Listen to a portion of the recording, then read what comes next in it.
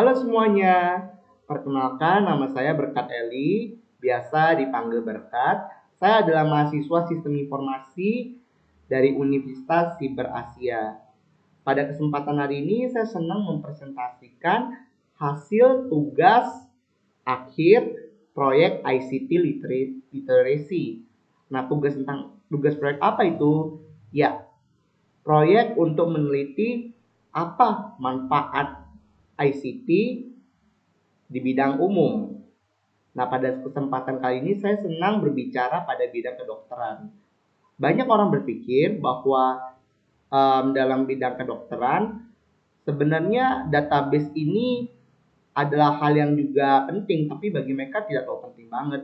Tapi sebenarnya kalau kita cermati baik-baik, database pada bidang kedokteran itu sangat penting. Karena kita sekarang memasuki industri 4.0, jadi kita bisa tahu bahwa sebenarnya ketika kita misalnya melakukan cek kesehatan, melakukan pendaftaran di rumah sakit, mengurus data-data konfidensial atau data-data rahasia dari seorang pasien, memberikan obat dengan dosis yang tepat, itu adalah salah satu pemanfaatan database di bidang kedokteran. Contohnya apa? Misalnya seperti ini, ketika kita mau daftar atau kita mau daftar untuk berobat di rumah sakit, maka apa yang biasanya kita lakukan? Ya, pertama kita harus sebutkan nama kita, tanggal lahir kita, tanggal lahir kita, tempat tinggal kita sekarang, usia kita, jenis kelamin, dan sebagainya. Itu adalah data-data yang memang diperlukan oleh tenaga medis agar supaya pengecekan kesehatan dan pemberian obat serta perawatan yang dilakukan rumah sakit akan menjadi maksimal. Nah, selain itu apalagi selain dalam bidang hal pendaftaran, ini juga termasuk dalam hal kita berbicara mengenai farmasi. Kok bisa farmasi database digunakan dalam farmasi? Pasti kita akan bertanya-tanya. Sebenarnya bisa, karena pada saat kita melakukan penyerahan resep ke apoteker ya, maka apoteker itu akan menvalidasi apakah benar dokter ini memiliki izin. Karena biasanya ketika ada resep, di situ ada tertulis nomor izinnya, nomor izin prakteknya. Maka pihak apoteker berhak untuk tahu apakah orang ini merupakan dokter yang resmi. Pasti ceknya lewat internet ya. Nah, saat kita cek lewat internet, di situ kita sudah mengakses suatu namanya database. Jadi pada database itu adalah kumpulan data-data yang bisa bersifat tidak rahasia atau bisa bersifat rahasia atau private atau bahasanya yang kita kenal sekarang sebagai konfidensial.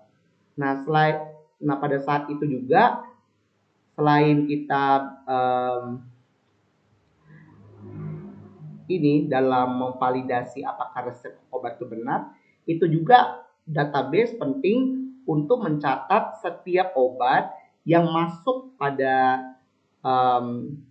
tempat apotek mereka dan jumlahnya berapa. Misalnya ada masuk obat paracetamol 500 mg sebanyak 1 dus. Nah, kalau misalnya kita tidak menggunakan sistem database, kita menjual suatu obat tanpa database, kita nggak tahu apakah orang yang kerja di tempat kita, misalnya dia adalah seorang pegawai apoteker. Ketika mungkin apoteker itu sedang tidak bertugas, bisa jadi dia bisa memanipulasi. Oh, ternyata yang jual hanya satu orang, tapi aslinya bisa lebih dari itu. Nah, itu salah satu manfaat database. Dengan adanya database, kita bisa menyimpan suatu data, suatu informasi secara aman dan tepat dan efisien.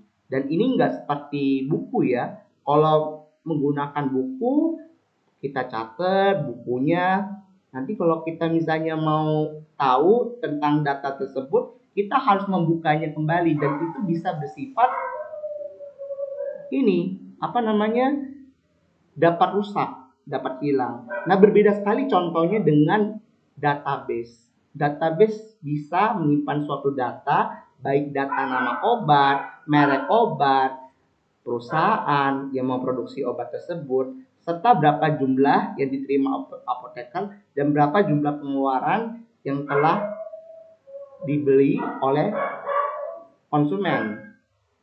Jadi seperti itu. Dan dalam bidang apa lagi selain kita bicara mengenai administrasi rumah sakit, farmasi, itu kita berbicara mengenai kedokteran. Nah, pasti ada yang membingungkan nih. Kenapa database sama kedokteran ini saling terhubung? Contoh awalnya seperti ini. Misalnya ada seorang wanita yang berusia 68 tahun mengecek paru-parunya apakah ada cairan atau tidak. Nah, ketika dicek, ternyata waktu dilakukan rongsen dada, jadi di situ kelihatan bahwa ada penumpukan cairan. Itu yang menyebabkan orang tersebut sesak napas. Nah, pada saat seorang itu melakukan ini USG pada bagian toraks, di situ ada namanya dokter spesialis radiologi yang akan memberikan hasil diagnosanya melalui rongsen yang telah dia lakukan. Di situ dokter itu akan menulis data pasien. Oh, pasien ini punya cairan di paru-parunya. Dia tulis di dalam suatu database atau rekam medisnya. Nah, karena sudah ditulis dalam rekam medisnya, ketika dilihat oleh dokter spesialis paru-paru, maka orang ini bisa dengan mudah diberikan diagnosa atau mudah diberikan penjelasan mengenai apa sebenarnya penyakit yang dia alami. Dan ketika kita melakukan hal itu semua menggunakan database. Jadi database itu penting karena dia juga bisa mencatat rekam medis. Bayangkan kalau misalnya seseorang melakukan rongsen dada atau bahasa medisnya rongsen toraks tanpa database, bagaimana? Pasti susah ya tanpa database ya. Dokter itu mungkin akan tulis tangan, oh ternyata di paru-paru kiri itu ada cairan, di paru-paru kanan ada cairan. Nah, tiba-tiba ketika misalnya pasien itu ingin menyampaikan hasil rongsen dari apa yang sudah dilakukan di dokter spesialis radiologi, tiba-tiba data itu hilang atau tiba-tiba basah. Ya, pasti informasi-informasi penting ini akan tidak dapat disampaikan ke dokter spesialis paru-parunya. Dengan menggunakan database, dokter spesialis radiologi akan memasukkan hasil diagnosanya, kesimpulannya, dan itu akan dihubungkan ke rumah sakit atau ke dokter yang dituju. Misalnya dokter spesialis paru. Apalagi sekarang di rumah sakit banyak sekali poli-poli atau kita bisa bilang layanan kesehatan yang terspesialisasi. Contohnya ya tadi saya sudah sebutkan dokter spesialis paru-paru. Dokter spesialis paru-paru adalah dokter yang berhak menangani masalah pernapasan dan masalah pada paru-paru dan yang berkaitan dengan hal itu. Sementara dokter spesialis radiologi adalah dokter yang memiliki kemampuan untuk mendiagnosa seseorang, memberikan perawatan seseorang menggunakan teknik fisika yaitu yang kita sebut radiasi. Jadi dari radiasi dia bisa mendiagnosa seseorang. Nah, ketika misalnya dokter spesialis radiologi ini sudah selesai mendiagnosa, maka ada beberapa pegawai yang akan mencatat. Oh, riwayat pasiennya ini ternyata ada penumpukan cairan.